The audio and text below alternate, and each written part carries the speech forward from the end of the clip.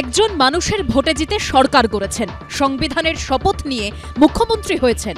অপরপক্ষকে সেই সংবিধানই দায়িত্ব দিয়েছে সুষ্ঠু, অবাধ ও নিরপেক্ষ ভোট পরিচালনার। কিন্তু 2026 সালের বিধানসভা ভোটের আগে এই দুই পক্ষই নজিরবিহীন সংঘাতে জড়ালো।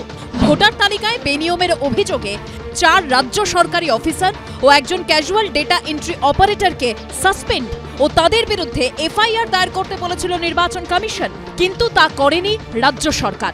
উল্টে নির্বাচন কমিশনকে চ্যালেঞ্জ করেছেন মুখ্যমন্ত্রী। অফিসারদের পাশে থাকার কথা জানিয়ে আক্রমণ করেছেন নির্বাচন কমিশনকে। কালকে আমার দুজন অফিসারকে নোটিশ পাঠানো হয়েছে কিনা তাকে সাসপেন্ড করা হলো।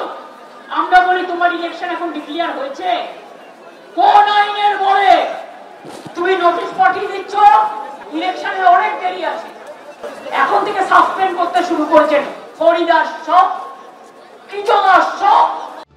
একবার নয়, দুবার মুখ্যমন্ত্রী তাঁর অনড় অবস্থানের কথা স্পষ্ট করে দিয়েছেন। দুজন WBCS অফিসার ওনারা সাসপেন্ড করে দিল, ইলেকশনে ডিক্লেয়ার হয়নি। কি সাহস! এখন থেকে কি ভেবেছেন এই এনআরসির নাম করে ব্যাগ ডোরে যাকে ইচ্ছা অফিসারদের ভয় দেখাবেন? অফিসারদের পাশে সরকার ছিল, আছে এবং থাকবে। মুখ্যমন্ত্রী কড়া অবস্থানের পাল্টা এবার সম্মুখ সমরে নামলো নির্বাচন কমিশনও। তারাও পাল্টা চিঠি দিল রাজ্য সরকারকে। অফিসারদের বিরুদ্ধে ব্যবস্থা নেওয়ার জন্য সময় বেঁধে দিল নির্বাচন কমিশন। আর তাই প্রশ্ন উঠছে, এরপর কি করতে পারে রাজ্য সরকার? ইলেকশন কমিশনকে একটা নিরপেক্ষ বডি হিসেবে দেখলে তাদের ক্ষমতা আছে।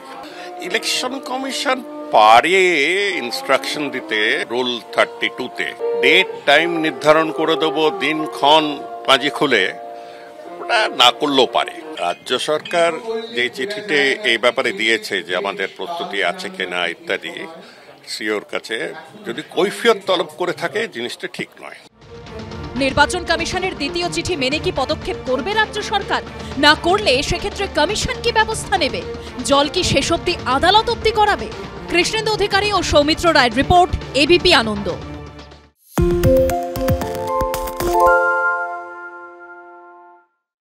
সত্য অন্তহীন, সত্যের খোঁজও তাই, সত্য সন্ধানে তাই আমরা অক্লান্ত, অকুতভয়। এবিপি আনন্দ নতুন ভাবনার প্রতীক, যা মনে মুক্ত, তথ্যে যুক্ত এবং যাবতীয় সীমানার বাঁধন থেকে মুক্ত। সীমা না শব্দটির মধ্যে লুকিয়ে আছে মানা শব্দটি, যেন চোখ রাঙানি এক অদৃশ্য বেড়াজাল, যা আটকে রাখে আমাদের এক ছোট্ট গণ্ডির মধ্যে। একমাত্র সঠিক খবরই গড়ে তুলবে এক মুক্ত সমাজ। সেই জগৎ গড়ার লক্ষ্যে কোনো সীমানার ঠুকুটি আমরা মানব না। এবিপি আনন্দ এগিয়ে থাকে, এগিয়ে রাখে।